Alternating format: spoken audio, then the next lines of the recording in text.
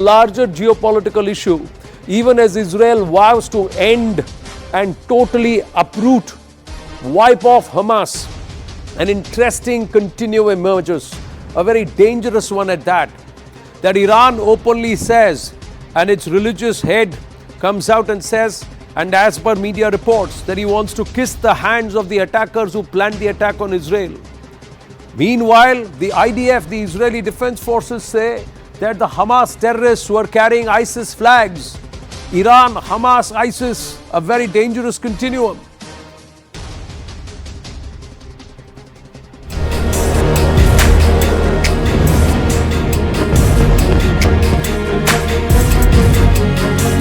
I want to go back to Friday. I want to close my eyes and was all a nightmare. Saturday morning the attack started. My parents managed to call her and talk to her. She told them that she's being shot at and she and her friends are running away.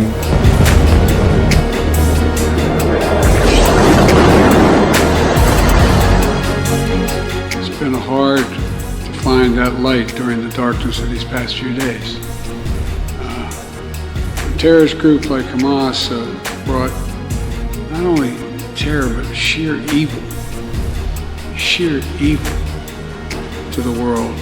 Evil that echoes the worst and matches, in some cases exceeds the worst atrocities of ISIS. I was here predominantly to show solidarity to the Israeli people, to provide support to the Israeli government.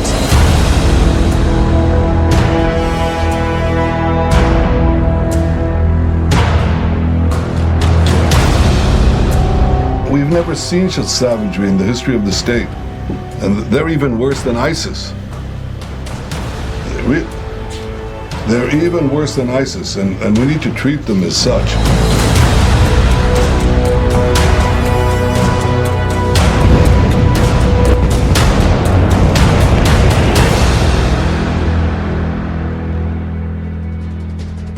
The horrors unleashed by the Hamas in Israel can't be described in words. Since the 7th of August, October, 7th of October, over 3,000 lives have been lost on both the sides, with more number of casualties in Israel. Over 150 Israelis have been taken hostage by the Hamas. Chilling reports of how the Hamas brutalized children have shattered faith in humanity, and Israel describes the Hamas as a terror outfit worse than the ISIS. An angry Israel has vowed vengeance, ladies and gentlemen. Even as it is fire that is raining on Gaza Strip portion that is occupied by the Hamas, several Hamas strongholds have been struck. But that's not all. A Wall Street Journal report highlighted that Iran helped the Hamas plot attack on Israel over several weeks. Israel Defense Forces have confirmed that ISIS flags were brought into the country by the Hamas terrorists, and they were carrying them on their person. So does this not expose a dangerous continuum? A geopolitical game on the one hand and a fundamentalist terror ideology on the other. While nations prop up outfits like the Hamas, are they also breeding fundamentalist ideology that is a curse on humanity? Former NSA and diplomat Shivshankar Menon, who served in Israel, added and said that the Hamas strike may adversely affect the Middle East geopolitical scenario. Listen into his voice on a podcast. I'd say considerable, since this kind of operation couldn't have been mounted without considerable planning, stocking, training, on a scale which I can't believe that nobody picked up, that the Israelis didn't pick it up with all their technology, their experience of intelligence, but also that the rest of the world didn't pick this up, because there's probably more than just Hamas within Gaza involved in this. There has to be much more. The regional consequences, there was a new Middle East in the process of being born, as it were. We've had the Abraham Accords, we've had movement, at least talks, and very detailed talks about a possible Saudi-Israeli rapprochement. We've seen movement in Saudi-Iranian relations in the last year.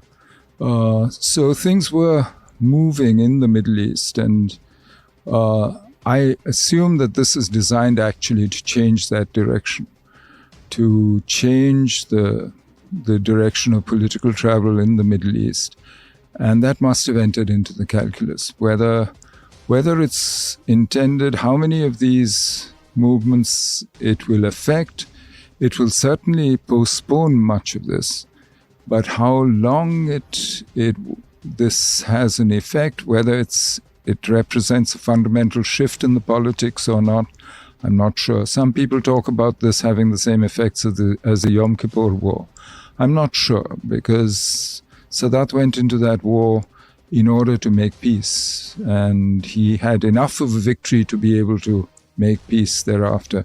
I'm not sure that Hamas or their sponsors have gone into this seeking peace. Well, Mr. Prime Minister Modi responded immediately by expressing his shock at these terrorist attacks and by saying that we stand in solidarity with Israel. I think most of the global south, China, Russia, others have spoken about the need for restraint on both sides and tried to make balanced sort of statements. But frankly, this is a case where Israel has been attacked by terrorism.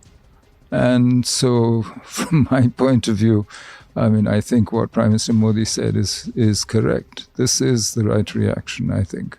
You can't equate both sides when one side is the victim and the other is the attacker.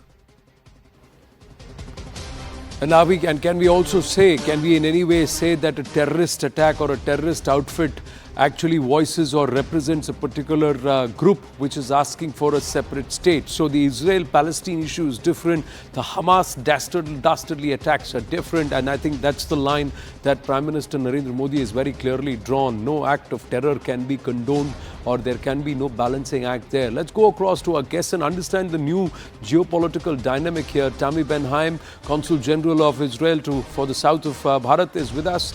Pinak Ranjan Chakravarty ji is also there, former Secretary MEA and also former Deputy Chief of Mission Tel Aviv in Israel, and Professor Chellaney, Strategic Affairs Expert. My namaste to everybody. Thank you very, very much. Tammy Benhaim, thank you for speaking with us, and I hope most of your loved ones near and dear are close, because I know everybody has lost someone they know in Israel this time around. The larger comment about what Ayatollah Khomeini has come out and said. Reports are suggesting he has said he would like to kiss the hands of the attackers. That's the one aspect. On the other hand, the Israeli Defense Forces have said that ISIS flags have been seen in the hands of these Hamas terrorists. What does this imply? It implies, it implies what we know. For years now, we know that Iran's regime, who has one of their goals in mind, is to annihilate the state of Israel. And Hamas is a terror organization that has only one goal in mind: to annihilate Israel, to destroy Israel, to kill Israelis and kill Jews. And for years, we've been seeing it and saying it, that Iran is supplying Hamas, not just Hamas in our area, they're supplying other terrorist organizations. But the funding, the weapons, the training that they get, also in Iran itself, the assistance they get in building weapons as well, is definitely, most of it comes from the Iranian regime. Does this also then derail any aspect of realignment in the Middle East? I'm assuming, and we can assume all of us, that a terror group wants, the same as it wants to ruin the regular fabric of normal life, wants to make citizens scared and worried and terrorized. They would like to have upheaval. They want to have war. They want to have the new regime or the new alliances maybe shaken. But I don't think they will be able to do so. I don't think they will be able to do so, as the relationships are strong, and some are becoming hopefully stronger. But it's also an issue of standing up against terrorism. Many countries in the world, India included, have suffered terror attacks. Yes. They know what the pain of terror is, and they know that we must send a very clear international message that this type of terror, that any terror, will not be condoned. We will fight against it. Israel at the moment will fight Hamas until Hamas is destroyed. But it's a message that Israel is sending because Hamas sits on our borders. But this is a message that every country that worries about its citizens, that is worried about the safety and security of its citizens, must stand behind and must make a very clear statement that terror will not be allowed, that terror must be stopped. Iran has called upon and Ayatollah Khomeini has actually made this voice, raised this, and he's asked the Arab nations, the Muslim nations, to come together against a Zionist Israel. That's his statement, not mine. On the other hand, over the last 2-3 years, there have been the Abraham Accords. Saudi Arabia, Israel, there has been a proximity. There has been conversation about developing this entire region. The India, Middle East, Europe corridor has been spoken about at the G20. A lot of progress was being made. My question to you, Tammy Benhaim, is does this derail all of that, or is this going to impact all of that? And was Hamas propped up, and did these attacks happen with a larger intent, not just to hurt Israel, but to hurt this entire region? It might have been one of their minor intentions. This is not the first terror attack we've experienced by Hamas. It's by far the worst, the most painful, the most heinous and barbaric. And we see it many things on social media because they themselves are putting it up on social media to dehumanize us. And for some, unexplainable, I don't think we can even understand what they're doing. But no, it might have been one of their, side goals, or maybe they thought about it. Maybe it didn't seem to them well that the region is becoming, closer together and more closely knitted. But it shouldn't have any effect. UAE very, very clearly stood up against and made good statements against terrorism. Nobody is shifting. Nobody's changing due to a terror attack to appease what they're doing or help them gain their goal. There's no reason for anything to stop or be derailed or changed. And the suggestion, as you exactly said, with the India presidency of the G20, of doing a corridor from India through the Middle East and Israel into Greece and Europe, it's not a project that was planned for next week. And there's no reason for it to stop or slow down or not be talked about again, because some terrorists in a terrorist organization, an internationally recognized terrorist organization, went on such a barbaric attack. I salute the Israeli spirit and resolve, Tammy Benhaim. Allow me to please open this discussion and the conversation and bring in Ambassador Chakravarty and also Brahma Chellaney ji. And please feel free to weigh in, everybody. Ambassador Chakravarty, how would you read the current scenario and how do you see this playing out? Is this going to disrupt, derail? Was it a larger intention? One. Secondly, if Iran on the one hand, ISIS on the other, Hamas in the middle, this is a very dangerous continuum, and we are seeing this thought perpetrate across the globe. Multiple outfits have been saying the same lines on different soil. I tend to believe that there is some coordination between these terrorist organizations. Hezbollah, Hamas, ISIS, and other groups, which all, by the way, have a common patron, and that is Iran. Now, I think there has been an Iranian role in this, maybe not the micro details, but an overall planning and help, etc. To build this huge, arsenal of rockets and all these things. But I don't think Iran was probably involved in selecting the date, because the date itself betrays the fact that it was a decision that must have been made by Hamas, because almost 50 years of the Yom Kippur War, almost on the same day that this attack was launched. Now, one other thing I want to say, that the Yom Kippur War was different. It was a war between sovereign nations, Egypt, Syria, and Israel. And we all know the history of that. But this is not the same case. Hamas is a identified terrorist organization. It does not represent the Palestinians. The Al-Fatah group, or the Palestinian Authority, is officially recognized as the true representative of the Palestinians. So hence, Hamas has to be looked at and treated as a terrorist organization. It's another matter that they managed to capture Gaza, And of course, after the 2006 election, there has been no election. But as you know, these organizations don't want elections. Once they are in power, they want to stay there forever. And they get money. They get money, external funding. We all know where the funding comes from. I don't want to name names.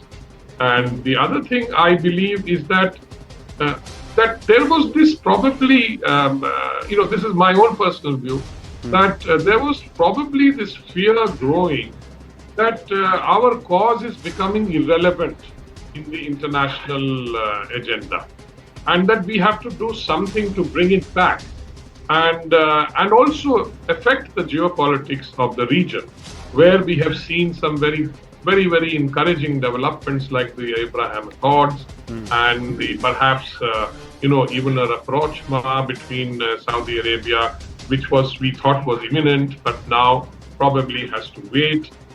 One thing I must say that, you see, the rapprochement between Saudi Arabia and Israel puts a lot of Muslim countries in a very difficult situation because they can't criticize Saudi Arabia. And their feeling of that, look, even Saudis have done it. So why not us? That's the kind of feeling that would grow. And that would normalize things for Israel in the long term. So my feeling is that was also a factor. And Iran also did not like this approach. Iran and Hamas, by the way, share an objective. That is the destruction of Israel. It is in Hamas's charter. If you read the charter, it is very much there. And Iran has been openly saying this for a very long time. So Iran also probably now feels a bit isolated from the broad mainstream of geopolitics that has the trend that we have noticed. Right. Professor Chellaney, and then we'll go back to Tammy Benhaim. Yeah. Israel is waging war in self-defense after coming under attack. But I think the geopolitics of the region will be shaped largely by the Israeli military response.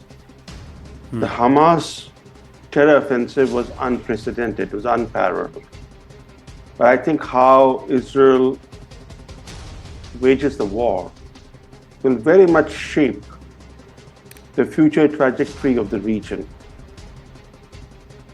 For one thing, it's impossible to destroy Hamas's ideology, nor can the aspirations of Palestinians for an independent state be destroyed. So it very much boils down to what are Israel's military objectives.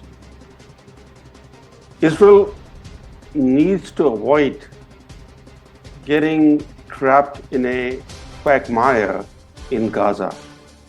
Israel spent 15 years in a quagmire in southern Lebanon. And then, just the way the Americans, after battling a terrorist militia in Afghanistan, withdrew in humiliation from Afghanistan, the Israelis were forced to withdraw in a very humiliating manner from southern Lebanon. Getting mired in a Gaza quagmire is not in Israel's interest. If you go back to what happened after 9/11, there was such anger in the US that for the next 2 decades, the US was involved in unending wars, leaving a trail of failed states. Israel should not make the same mistake. It should have clearly defined military objectives. It should not get into a Gaza trap. It should meaningfully degrade the capability of Hamas so that Hamas no longer poses a real threat to the Israeli state. But given the unfolding humanitarian situation in Gaza, Israel has to be very careful because the international headlines can change very quickly. The sympathy for Israel can evaporate, the global sympathy. So it's very important for Israel to act in a prudent manner to underpin its long-term interests After all, it's the victim of terror. It has to act in a very responsible, in a far-sighted manner, because it is located in a very troubled neighborhood. That neighborhood will remain troubled for Israel in the years to come.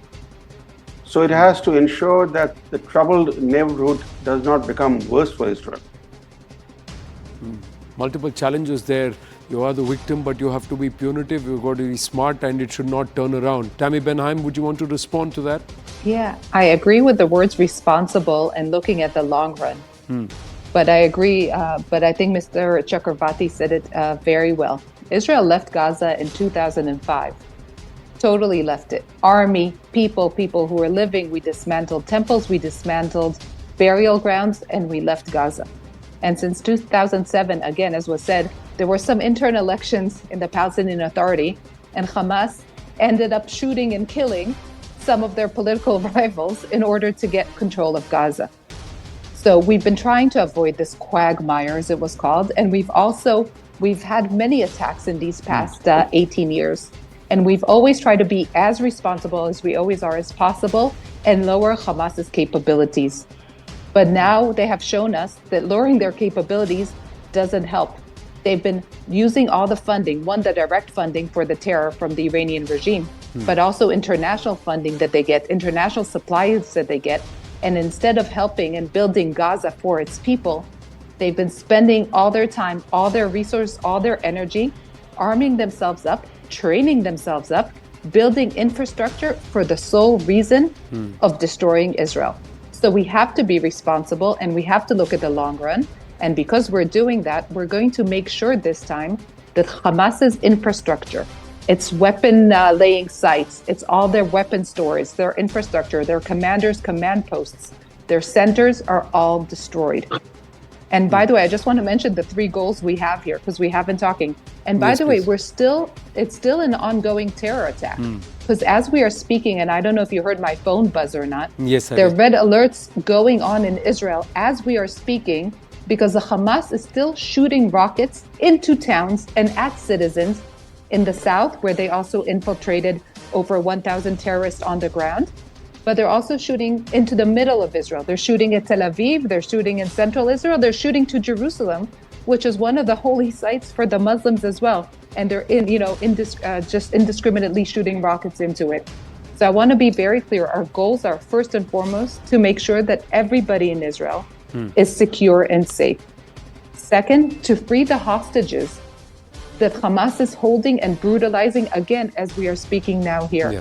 And third, to make sure that Hamas is devastated and that Hamas cannot, even if the ideology is still there, and if somebody still holds this crazed ideology, they are not able to strike such an attack again against Israel and against its people.